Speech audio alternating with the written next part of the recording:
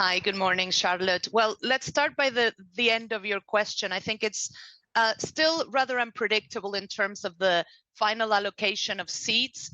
We have consensus in the polls that the PP, the People's Party, the right-wing party, is likely to win the maximum share of the vote.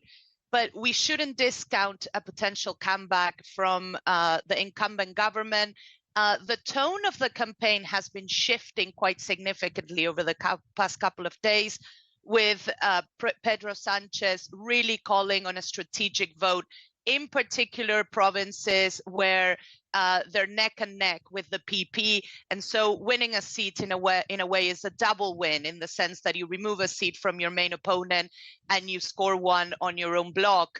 And he's really counting on voters further to the left to support his party and strengthen the incumbent bloc, because his party is really losing some of that moderate, centrist, center-left vote towards the PP, towards the right. So it's really a fight for undecided voters at the moment, and those more in the center of the aisle, looking at both the center-left and the center-right as their potential options.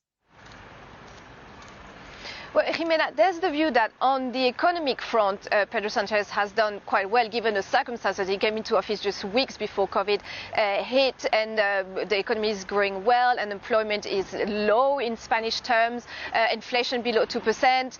On social issues, there's been a lot of advances as well. On an international front, Spain has a bigger voice than it had under his predecessors. So why is he unpopular in the country, and why could he lose this election?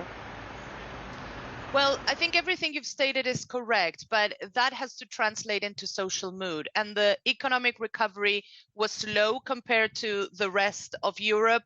Also, the tourism industry was very hard hit. And it's only right now, at the time when we're seeing an election in the middle of the summer, that we're seeing those pre-COVID records being broken, activity retaking pre-COVID levels.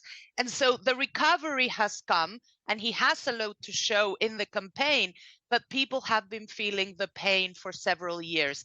And the cost of living crisis has really bitten the ability of Spaniards to spend. Households are struggling to make ends meet, and this is really being reflected in how the middle class is switching its vote, and more moderate voters are turning from the center left to the center right. So it's not just about the economic performance. I think this also has to do with a broader trend we're seeing globally of anti-incumbent sentiment, particularly on the tail end of the pandemic economic hit, and of course, the impacts, the fallouts of Russia's invasion of Ukraine in Europe.